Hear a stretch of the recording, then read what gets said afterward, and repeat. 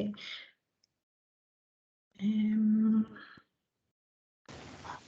Can everyone see that? I can't see you, so if you can just say yes, that would be great. Yeah. Before we start, can I request everybody keeps themselves on mute? Obviously, you're most welcome to have your cameras on for the presenters to see the audience. But yeah, if you can keep your sound on mute, that would be fantastic, unless you're speaking or invited to speak. So as I said, good morning, everyone, and welcome today for this 1 hour of webinar. This has been organized collaboratively by Cheshire Mersey and Greater Manchester Clinical Placement Expansion Programs for AHPs. So just a bit of quick housekeeping. As I said, if you can keep yourself on mute during the presentation, except when we invite you to speak or if you're asking a question. We are recording. And we will be posting the recording on our YouTube channel for Cheshire and Mersey AHP faculty. We'll circulate the YouTube link as well, so you can share it out. If you're not sure, you've not connected with us in the past, you've not been in our work streams, might be a good idea to put your email in the chat box so we don't miss you out when we circulate. During the presentation, you're most welcome to use the chat box for any comments or getting to know each other. But for question and answers at the end, we would request that you raise your hand. We hope we'll have time for some questions and answers. If not, you can send them across to us via the chat box and we can ask the presenters to get back to you. Just on a side note, we've got both the faculties for Cheshire and Mersey and Greater Manchester on Twitter, and we post out quite a lot of information and events on there as well. So if you've not followed us yet, feel free to give us a follow. So without much ado, that's the program for today. We've got, as I said, a packed agenda with 5 speakers. And we'll be covering those bullet points today for each of the speakers there. So without much ado, then I'm going to hand you over to our first speaker, Jane Hall, who's a project lead for Greater Manchester AHP CPEP program. So Jane, over to you. Thank you, Nisha. So I'm obviously, like Nisha just said, one of the leads of the CPEP in Greater Manchester, and one of our main principles to expand placement capacity was the use of TECS. So I felt this would be a really good introduction to the variety of what falls within TECS and just talk about how we've approached it within our Greater Manchester project. So next slide. If you Google TECS and look for a definition, this is probably what you'll get. So technology-enabled care services includes the use of telehealth, telecare, telemedicine and telecoaching, basically any digital aid to healthcare. And I think when we translate that to education and practice-based learning, there is a huge variety of things that can count within TECS to enhance the placement experience and enhance the learning experience. I think there's no doubt that the COVID situation has fast-tracked digital innovation and the uptake of TECS. So what probably instantly springs to mind is video consultations, group classes moving online, perhaps remote shadowing and working from home. I can see a lot of people's backgrounds now being at home. It's the new normal, and I think why not bring learners along with that and incorporate that into their experience, because when they qualify and go out into the working world, this is going to be the norm. And there are resources to get up to speed on how to use these software platforms and how to approach virtual consultations. I think there's also digital tools, say within a project-based placement. There's so many platforms for doing digital surveys. Twitter is a buzzing world of professional linking people together. So that is all ways that you can start to incorporate digital working. And I think within a placement environment, you might have electronic monitoring equipment, electronic note writing, meetings over Microsoft Teams, all being more commonplace. And certainly within leadership placements, we've had to use software for document sharing and interactive feedback when there's not that as much of that face-to-face interaction. Now, TECS, next slide. So TECS very much overlaps a lot with TELS, but TELS is technology-enabled learning. So much more of a focus on the models of education and how we incorporate that into a placement content. So the e-learning's been around for a long time, but there are so many digital platforms out there where there are ready-made, bite-size courses and e-learning programs that learners could uptake. So from a quality improvement point of view, there are bite-sized courses. There's a specific leadership course, such as the Edward Jenner program, accessible on the Leadership Academy. And YouTube is a huge resource where a lot of what's the word I'm looking for? Companies such as the ACPRC are using to put really good information up there. I think simulation is a whole topic on its own, and I know that one of our learners is presenting on that a little bit later, but that doesn't necessarily have to be in a sim suite with all this techie equipment. There's lots of other variety within simulation that could be implemented. We're also going to hear in a little while about immersive technologies such as the HoloLens mixed reality headset. I mean, that is probably one extreme of really innovative, up-to-date use of equipment that can be incorporated. Another key principle that we've been trying to promote is peer learning, so grouping students together, and with face-to-face meetings being a bit more difficult, technology and using platforms to coordinate group teaching, interprofessional discussions, remote action learning sets, that's all stuff that can be coordinated locally and built into a placement. And then just at the bottom there, wanted to highlight some online toolkits and resources for both learners and educators to really go a bit deeper into how you can implement and set these things up. And then my final slide, because I did say this was just going to be brief, is just a few examples of the level of implementation. So as well as there being variety with what is TECS, there's variety with how much of it you can incorporate. So example one, so the community respiratory team at Wythenshawe Hospital have started to put 1 day a week working from home within their model. And that is inclusive of guided reflections with workbooks, looking at the service aims and national strategies of care. So not just those reflections and work about patients, the wider, what is the service providing to add that holistic richness to the placement experience. As well as linking in a specific e-learning module to do with smoking cessation that's freely available. So there's a qualification that comes out of it as well. Within the cystic fibrosis home care team, they very quickly switched to video consultations with their patients who were, geographically, they would normally do home visits for. And that's been a way of them maintaining their student placements throughout COVID. And like I said before, really embedding that into the placement experience and preparing students for what might be normal service in the future. And then ourselves within the CPEP project, we've hosted virtual leadership placements, and I think a lot of CPEP projects are doing that to live and breathe what we're promoting of leadership placements, remote placements. We've done that with no additional tech resources. Our learners use their own laptops, and the Microsoft Teams link is via their university website. So because there's no clinical information being accessed, that is just possible to do with quite short notice. We've had daily check-ins over Teams. We've had shared digital documents. They've been able to have peer support with other leadership students who have been in a completely different geographical area. And the types of things they're working on are, developing resources. They've been introducing themselves over email. They've still been able to gather information and, attend meetings, but all virtually. And all of these examples have had really positive outcomes and feedback.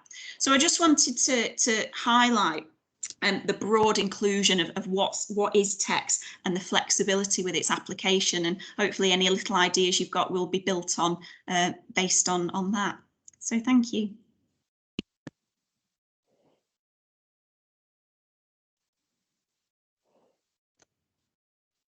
Thanks, Jane. Thanks for that. So We'll move on to our next presenter. Before we do that, and I put this back on slideshow, just want to reiterate that we might have time for questions and answers. So you're welcome to reserve them for the end and raise your hand, and we'll invite a few people in then. So our next speaker is Sarah Anthank. Sarah, I'll let you introduce yourself as I set this up on slideshow. To you, Sarah. No problem. Good morning, everyone. My name's Sarah. I'm also, like Jane, one of the CPEP leads for AHPs, but across East Lancashire Hospitals Trust. I've also got a colleague called Kirsty Brealey, and she's heading up the nursing and midwifery side of things as well. So we've kind of got a joint workforce together. My details are just on that first slide. So if you do have any questions, then please feel free to email me. I'll be happy to answer what I can. Next slide, please. So as we all know, sort of with the NHS long-term plan, we are trying to help to digitalise the NHS more. And obviously, like Jane said earlier, with COVID coming about, it sort of sped us up into doing this. And especially for our learners who obviously had a limited access to placements last year. And part of our digital innovation here at East Lancashire is to try and increase the amount of virtual placements that we are offering, so that students have sort of greater opportunities to access different learning styles and different learning environments where they can. Next slide, please. So we've tried to incorporate lots of different parts of digitalisation into the way we're going to try and expand our placement capacity across East Lancashire. And across our RCS, we're doing quite similar things. Some of those Jane's already touched on already, so I won't repeat them. But again, like she said earlier, things like using Accurix and Attend Anywhere to do video consultations has been quite popular across a lot of our outpatient services. But something that we're trying to focus on here at East Lancs is looking at the virtual reality and mixed reality sort of headsets and learning through different ways. This obviously keeps students and learners at home a little bit more, which is reducing their travel, but it's also keeping them interactive with patients, which I'll explain shortly with the HoloLens. And as we're trying to obviously continue to be more and more sustainable across the world, it's another way of helping to do this. Next slide, please. So I've just listed our aims for our projects just briefly there. Oh, sorry, is somebody not on mute? Sorry. So there's a couple of our aims just listed there for our project, and the main aim for our project is, like I said earlier, is using mixed reality headsets to live stream clinical sessions to groups of multiple students. So as you can see on the pictures there, the mixed reality headsets, they're called HoloLens, and they basically are going to be worn by our clinicians out in practice, and what they are visually seeing is then going to be live streamed back to students in their homes or secure sort of locations. We are about to trial this in some of our community settings. So our integrated therapy services are going to be trialing this with some students, and we're also looking at our orthotics using it as well. And then from a nursing perspective, our nursing teams are looking at introducing it into some community settings where the district nurses are living. The second thing we want to try and do with these then is that if it is successful from a live streaming point of view, is to try and do some recording, and then we can upload these recordings onto sort of a digital platform for our students to access. So again, if people can't access them during a live stream, they have later access to the information. I've already discussed the virtual patient consultations, which we're doing over Accurix and Attend Anywhere, but also not just incorporating sort of single AHPs, but trying to do a bit of multi-professional learning. We take a lot of medical students, sort of physician associates, so it's trying to combine lots of different professions together so they can get that multidisciplinary approach to learning as well. Next slide, please. And I know you probably can't read all that, but that's just when we started our project with AHPs and nursing, we sort of listed a lot of things that we had to put into place before we could get the HoloLens into practice.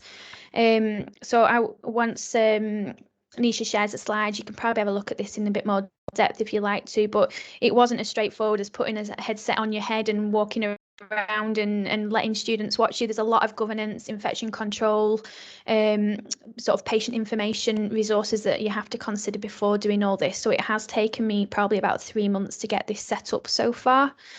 The only thing we haven't been able to implement at the minute is the use of things like GoPros and 360 cameras, because they've got a recording element to it. Our information governance teams aren't 100% keen at the minute on us recording things. So we've got a little bit more work to do around that before we actually implement things like 360-degree cameras and GoPros. And this is just really so that we can capture other areas of learning. For example, putting 360-degree cameras in theatres so students can watch what's happening in a theatre without actually having to be in the theatre.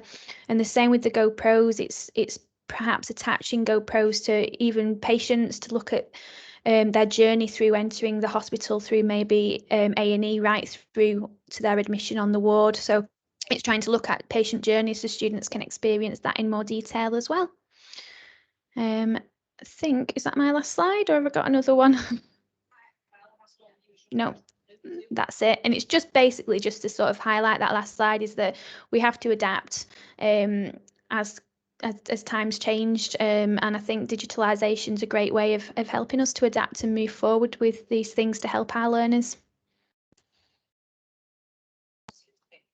That's great. Thank you so much, Sarah, for that fantastic presentation. Thank you. As I said, if you're hanging around till then, Sarah, that would be great for anyone to be able to ask you some questions. I'm sure there'll be loads. Thanks for that. Can I invite Amy? Have we got Amy?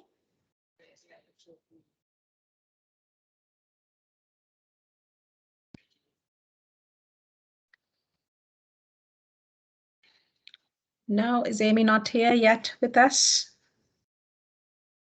That's fine. I think we'll move on maybe to our presenter after Amy. Bear with me.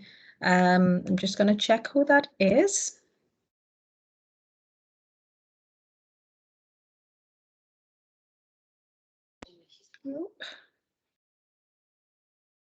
Right. Okay. Lauren, have we got Lauren here?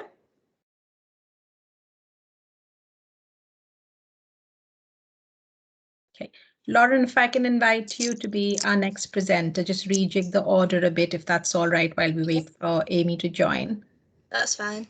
Yeah, thank you. Bear with me. I'll just bring it to your presentation. Thank you. Hi everyone, I'm Lauren. I'm a second year physiotherapy student at Salford University. I'm just going to present my working from home guide that I've recently made up.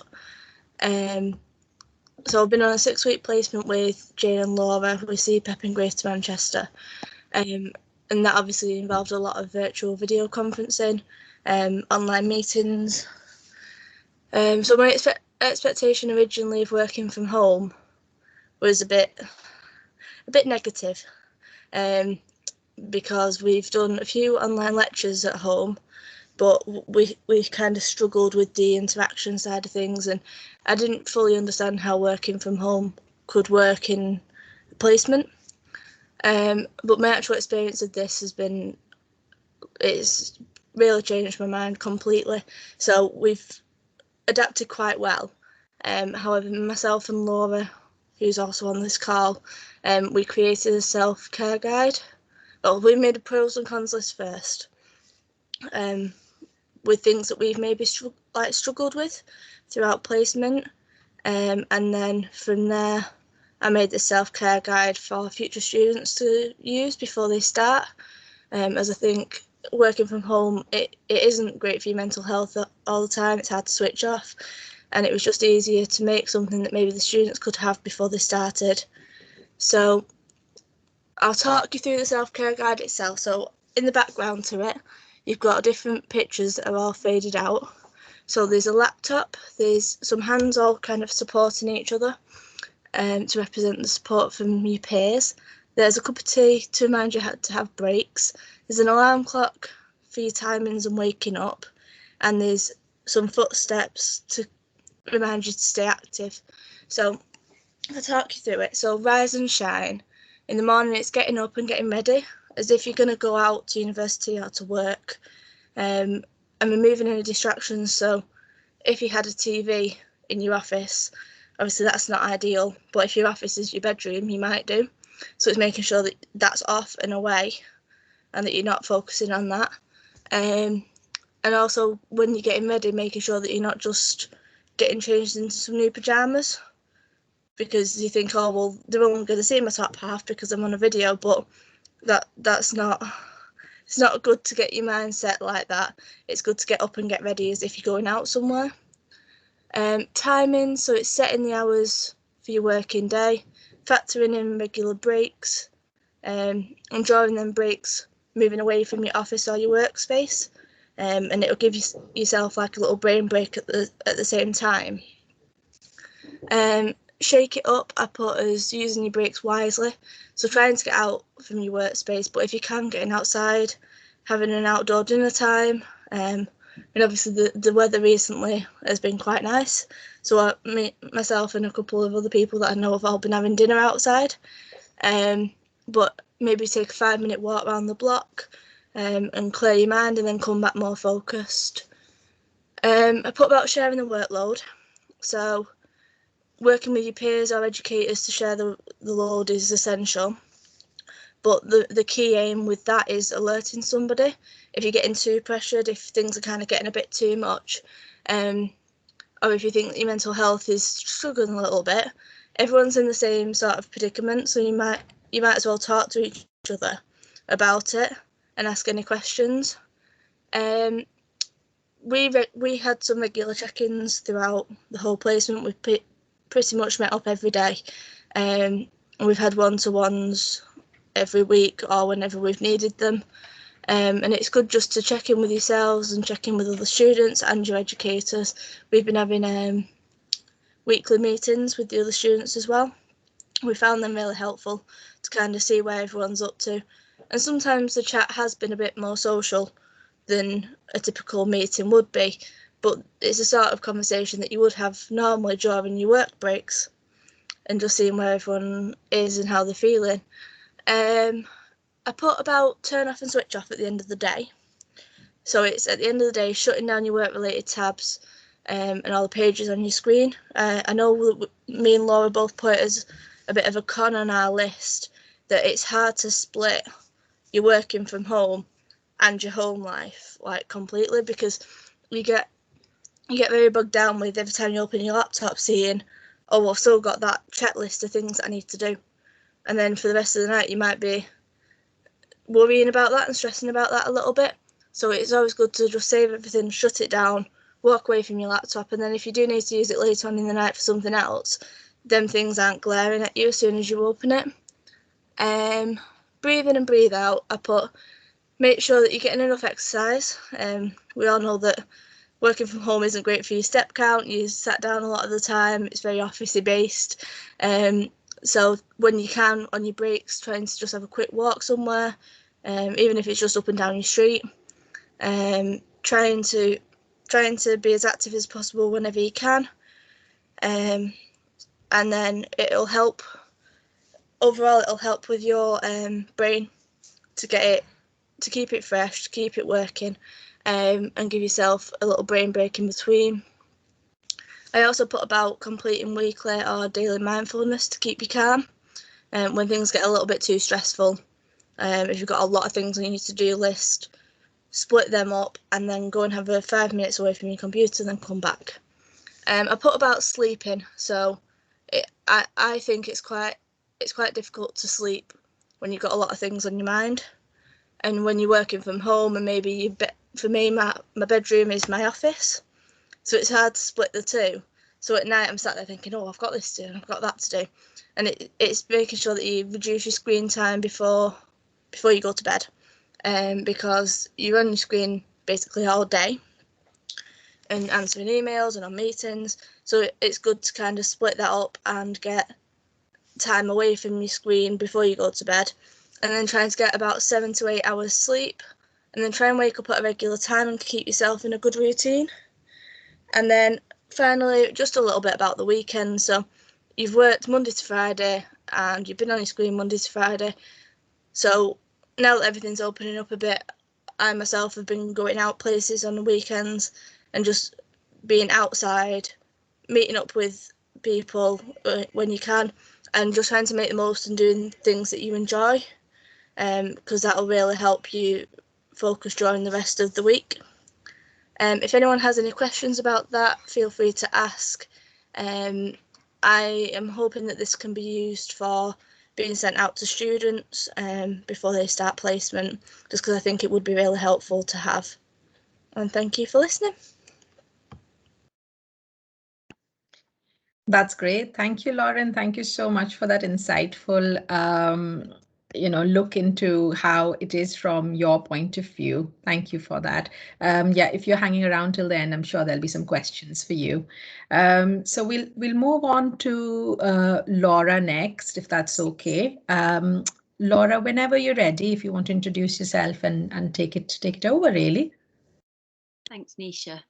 So I'm Laura, a second year physiotherapy student at the University of Salford. So I'm going to talk to you about one of our projects on ELE. So we looked at scoping simulation. So ELE is based on enabling effective learning environments. One area of the strategy is to maximise the opportunities offered by simulation and virtual learning, and to support practice for non-medical learners. The first area that we've been to scope was the use of simulation across all Greater Manchester HEIs and providers, and gather data to support the next stage of the project. So today we thought we'd discuss with you our findings from individual professional bodies and their specifications of the allowance of simulated hours that are allowed within the final clinical hours that are needed. So everyone's idea of simulation will be very different. Most people think of sim as the sim man in the sim suite, but as students we've used simulation as part of our degree, and we only knew it as the simulation suite. We've always thought it was a great tool for learning, and it's always been a fun environment to work in. It's definitely helped with our modules, but we would have liked the opportunity to be able to use it more. This is where this project has really opened our eyes to how and where it can be used, and how changing environments and circumstances are making it more accessible for learners. So simulation-based education is an educational activity that utilises simulation to replicate clinical scenarios. Simulation can educate, assess, research and facilitate patient safety for both the learner and the educator. GABA 2004 states that simulation is a technique, not a tool or technology, to replace, augment or amplify reality with guided experiences, often immersive in nature, that evoke or replicate substantial aspects of the real world in an interactive fashion. So simulation hours don't have to be based purely within a simulation suite. Simulation can be role play, virtual reality, case studies and also assessment methods. It can replicate real life scenarios, it can engage students, and is a safe environment to practice in. It's somewhere to practice and prepare, and it's not restricted to one area alone. Next slide, please. So we've covered the AHPs that provide courses within Greater Manchester, along with nursing and midwifery. So we've got physiotherapy, occupational therapy, ODP, radiography, podiatry, speech and language, prosthetics and orthotics. We initially contacted the HCPC as a source of information regarding the AHP stipulated simulation hours.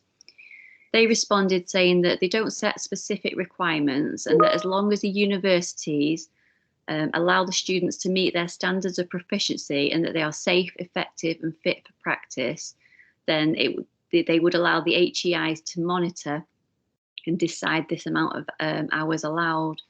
But given this information, we thought it'd be more effective to see if each individual professional body had its own stipulation. So we've been able to gather all this information directly from the professional bodies themselves. except for the NMC has, their information is publicly available. Next slide, please. So what we found, as you can see from the table, the requirements are different between each professional body. The majority do not have specifics and allow the HEIs to decide, whereas nursing and occupational therapy stipulate very specific requirements. We've got occupational therapy, which is 40 hours per 1,000 hours clinical hours, and nursing is 300 hours out of their 2,300. What we did find is that midwifery allows no simulation at all, which we found interesting, as the NMC allows the nursing to do this. I did email the NMC and ask them to get back to us with their specifics, and they did come back this week and say that they are the same, they don't stipulate hours, but this is still quite confusing and needs to be looked at a little bit more. What we do reiterate, though, that if face-to-face hours are available, then this is the preferred method of learning from all of these organisations. But due to the pandemic over the past year, there's had to be more flexibility and enabling of new teaching environments to allow students to continue learn. This is where in March this year, the government gave £15 million of funding to the UK universities to enhance their simulation facilities and technologies. And we'll be able to gain more information on this over the coming weeks and for the next set of learners to look into. So to conclude on this presentation, I'd like you to have a think about what your experience of simulation is and how you could potentially include it within the clinical hours for your learners. So remember, it could be peer role play of subjective assessments. It could be pre-recorded videos that your learners can watch back. You could have a simulation of an emergency situation, or if you have access to a simulation suite, either within the providers or the HEIs, then your options are endless. Thank you for listening. Thank you very much for that. That was very insightful again into simulation. I didn't realize how many more different activities are included in that. So if I move on to the presentation that was in the middle with Amy, I think we have Amy here now. Yes, hi everyone. Hi. Sorry, I'm a bit late. No, don't you worry. We had a full agenda, so we just rejigged the order. So glad to have you here, Amy. If you want to introduce yourself and then yeah, just start your presentation. Thank you.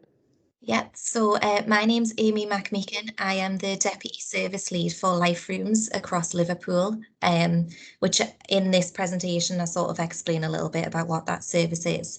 And I'm also a qualified occupational therapist. My background is working mostly within forensic mental health in secure hospitals or prison, but now I work in a sort of community wellbeing service, which is a sort of non-traditional setting. So my role is more of a sort of service lead rather than occupational therapist, but occupational therapy principles are embedded throughout the placement, throughout the service. So that's why when I've had students on placement here, they've still obviously been able to meet all of their learning outcomes and things. Okay, can I? Oh yeah, that's fine. So just a little bit about the Life Rooms. The Life Rooms is a service that runs across Liverpool and Sefton. We've got several sites throughout those areas, but also we run since COVID remotely. So we're based on a social model of health. So this is focusing on the social aspects and social determinants of health rather than clinical or medical focus. So obviously that can fit quite well with occupational therapy. It's based upon things like the NHS long-term plan and the community mental health framework of 2019, having a proactive focus on health inequalities, preventative care and flexible services. So it's trying to influence system change by working in different ways with people, focusing more on the sort of other stuff that affects people's health and well-being instead of a physical health condition or a mental health condition, because obviously all of those things interact anyway. So the overall aim of the service is to improve population health through two means. So first is health activation. which is through the social model of health, which I'll go on to in the next slide. And the second is through system change. So this is trying to encourage either individuals, services, or whole sort of clinical teams and services within trusts to function in a slightly different way, including in the VCSE sector, by sort of integrating and focusing more on some social elements that influence health as well. Next slide, please. So this is our social model of health. So this is what the whole service is based on. We have three main pillars, which is in this sort of first little arc: learning, social prescribing, and community.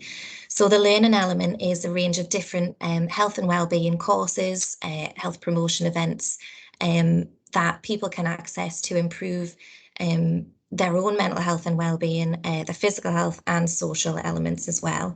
So that can be anything from a basic anxiety management course to a social group or a condition management session.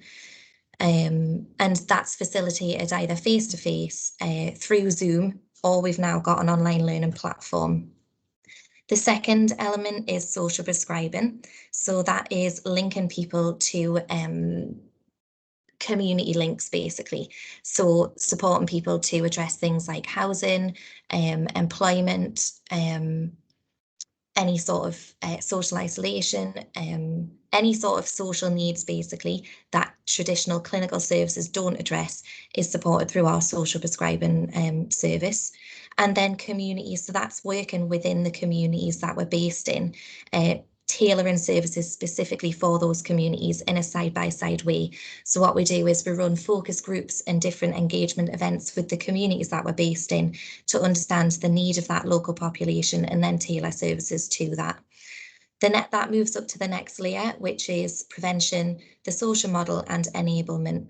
So this is where we offer a social and preventative approach, enabling communities and community assets specifically to contribute towards system change. And that's some of the work that we do with the VCSE organisations. So we have God, I don't know how many hundreds of partnerships across Liverpool and Sefton, where we work with different community organisations to support the health and wellbeing needs of the local population. This ultimately, we hope, contributes to system change, but also helps people to become more activated in their own health, which again, we hope reduces the pressure on services and stops people escalating throughout the system. So we work with obviously people who aren't in services, we work with people in primary care and secondary care, and we've got links with all of those different services so that we can support people at any stage in their journey, regardless of whether they're progressing through the system and, you know, things are escalating for them, or if they are being discharged down through the system. So we do provide support to sort of any level. Next slide. This is just a little bit more detail about those services that I've talked about.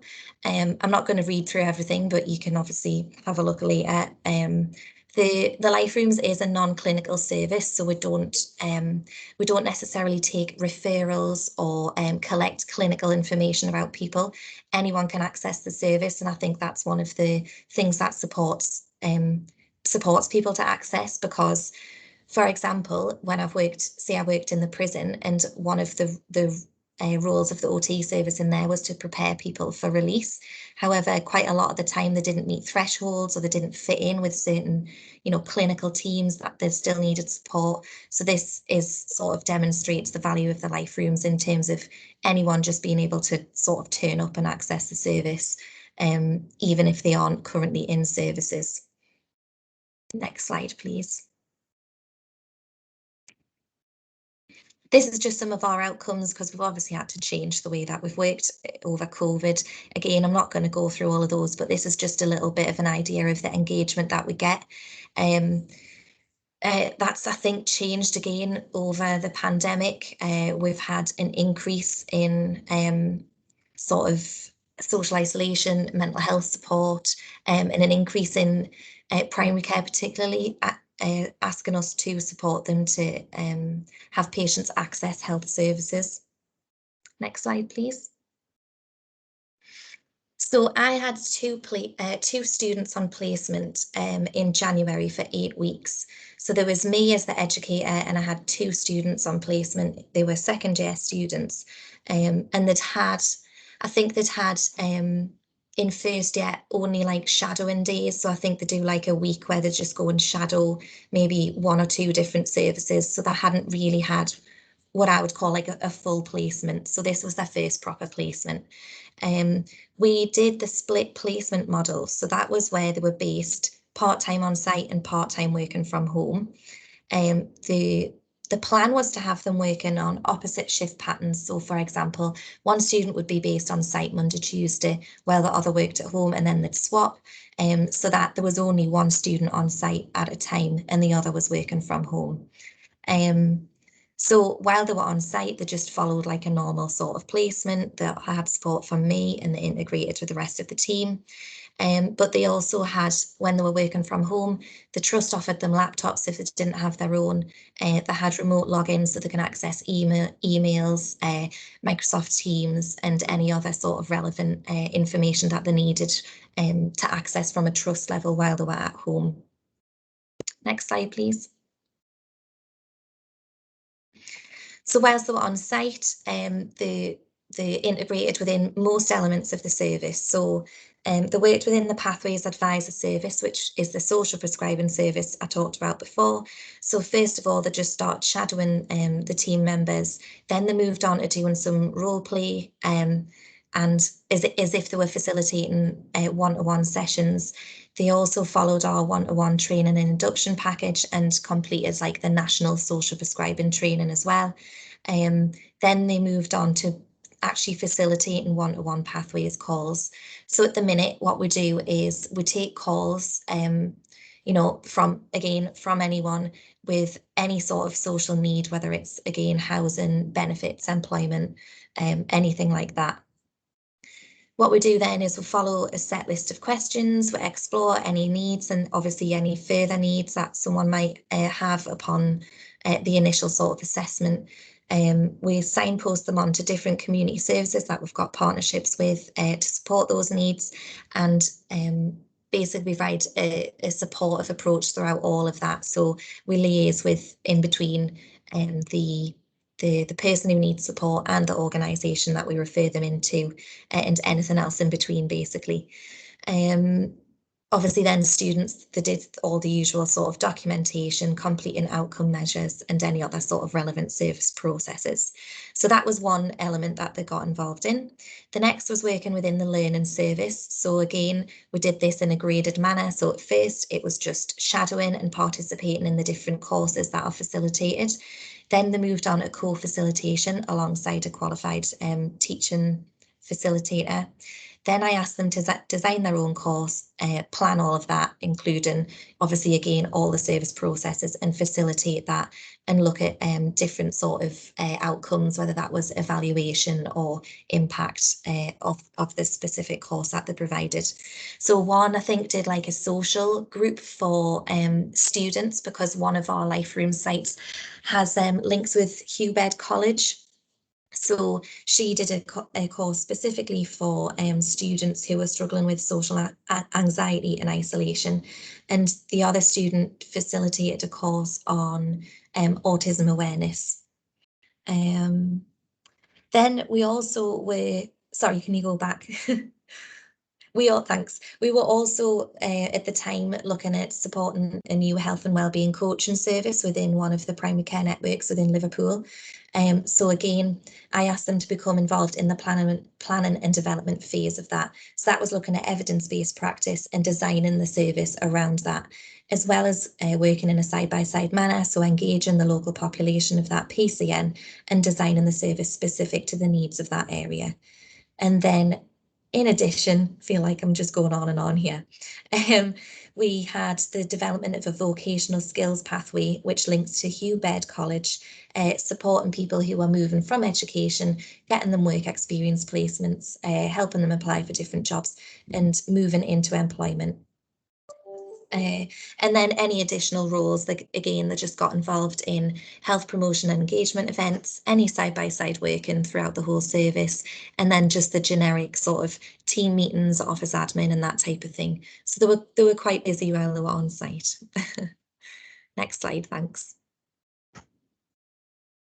While they were at home, obviously to make the most of the time while they were on site, basically they just did a lot of service delivery and integration with the teams. While they were at home, that's when I asked them to do anything else. So say, for example, looking at the more theoretical aspects of their sort of competencies that they had to achieve while they were on placement. So again, I asked them to compare the social model of health to any sort of OT frameworks and models, and make sure that they understood where the elements of occupational therapy were within the service, because it's not a traditional clinical sort of OT service.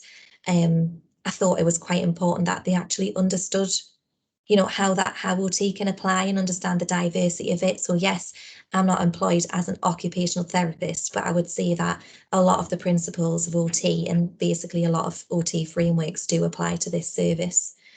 So the completed work like that, basically sort of small project work, any sort of admin that they need to do to support the, you know, anything in their course development, any sort of risk assessments that they needed to complete because of that, so activity risk assessments. And again, yes, they weren't sort of doing traditional OT assessments like the MOHOST or OSA or anything like that while they were working within the Pathways service. However, it was still relevant to apply those, so I got to apply them in principle. So choose a service user who they've supported around social need and then apply those OT assessments to them. And then we just had like a reflective discussion around that. We had to be, I think, quite creative to meet some of the learning objectives, but I think we managed it by doing it that kind of way. So they did a lot of that work while they were at home. I also got them to write reflections. They did all their supervision preparation and attended any relevant sort of training and reflective practices as well from home. Next slide, please.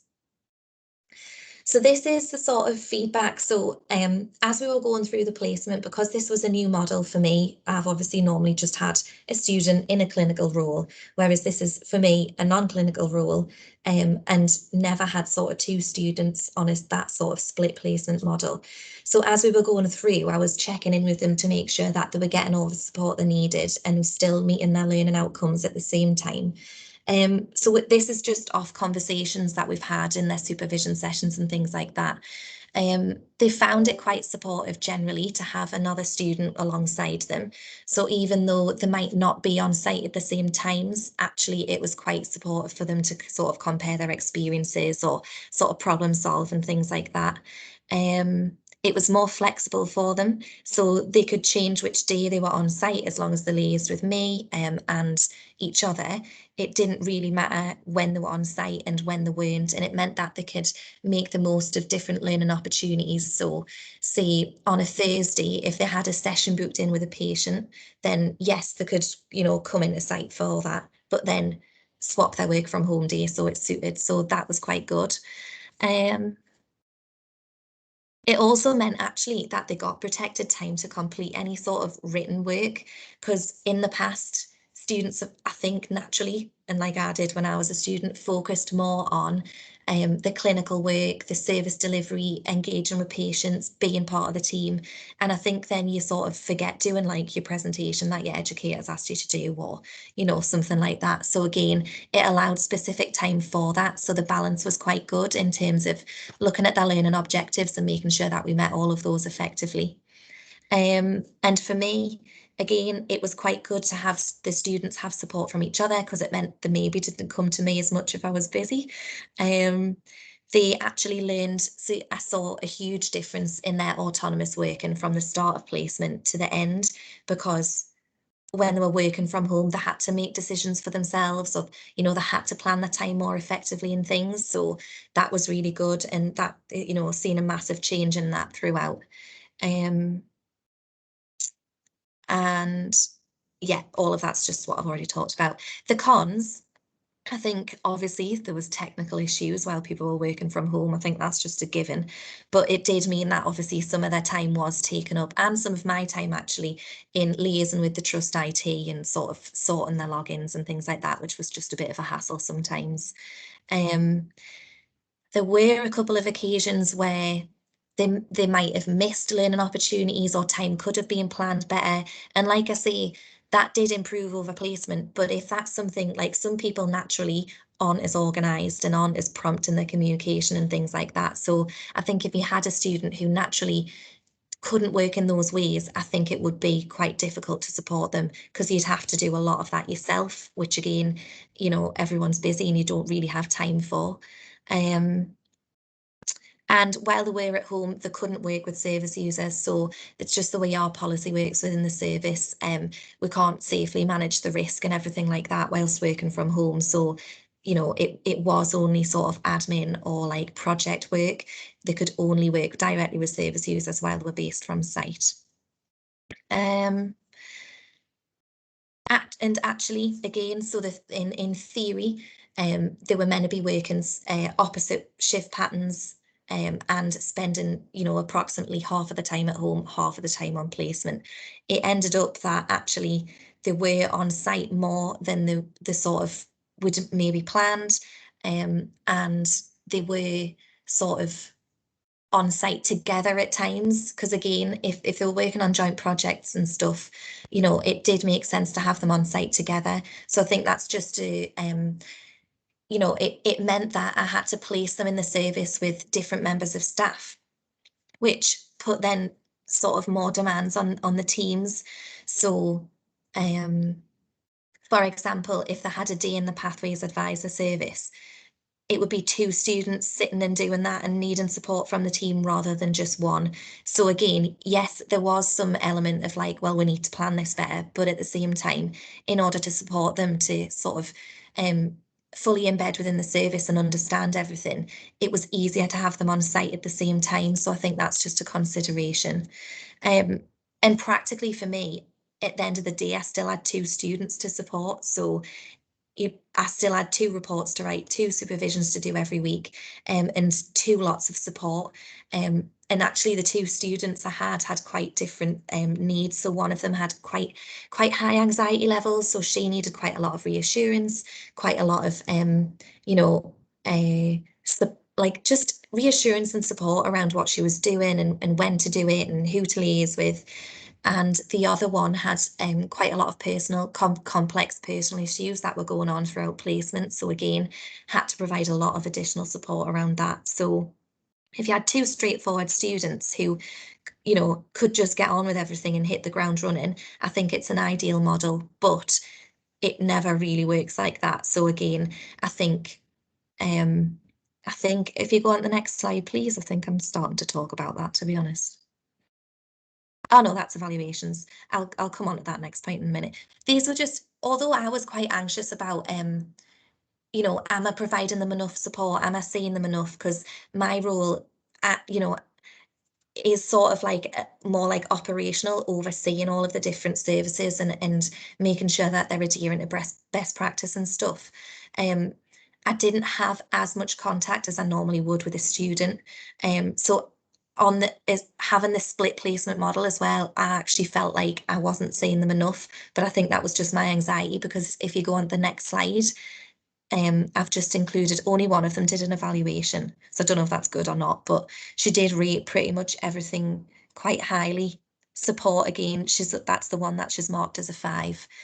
You can't really see those comments, but generally I think she talks about having the placement well structured and things like that. So maybe that was just my adapting to this type of model rather than the students, because this was their first proper placement. They didn't know anything else, so I think they just got on with it and they were fine.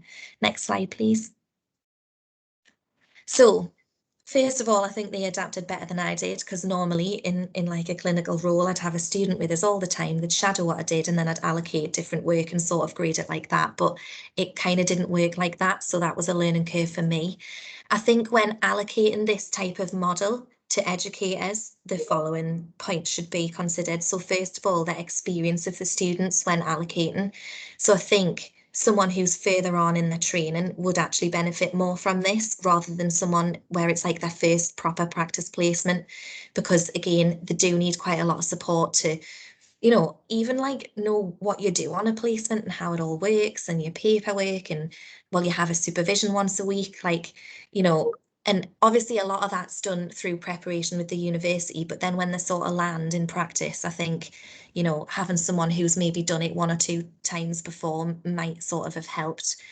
The needs of the students. So again, I think if you have 2 students, I think it would, you know, if you do have maybe a stronger student who is quite autonomous and quite confident, and, you know, and then someone maybe who does need a lot of support instead of having 2, because that was quite intense, to be honest. I did spend a lot of time on supporting them around other elements instead of actually their learning objectives and things.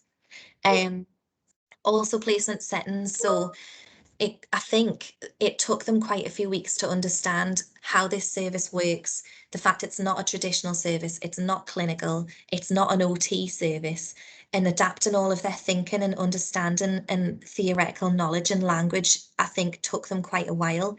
So maybe a split placement model might work more effectively on a more traditional setting, because they can it's sort of easier to understand straight away instead of getting your head around, you know, oh, well, I'm only on site 2 days a week or 3 days a week. So they only just sort of start understanding the role of the service, and then the base from home for the next 3 days. So I think that's just a consideration. And the role of the educator. So again, I think this would be better suited to someone who is practicing as an OT in clinical practice, rather than my role, which is more operational and oversight of a service. I felt like, because I was involved in quite a lot of like meetings and, you know, sort of like reviews and I wasn't directly involved in service delivery. So I think again, it relies on other staff in the team to do that for you, to support them in the service delivery. So actually having a split placement model in an actual clinical setting would probably be more effective, I think. And that's it. I know I whizzed through that, like I never stopped talking. So if anyone's got any questions, again, like feel free to just either email us or get in touch. I'm absolutely fine for that. Thanks for that, Amy. Thank you for your time with that. That was great to listen to about your service and how you manage those 2 students as well. So with that, we can open up the forum for any Q&A. We do have only a couple of minutes left. So if I can, I'll stop sharing this so I can see hands. So if someone wants to raise their hand, and maybe we can squeeze in a couple of questions for our speakers.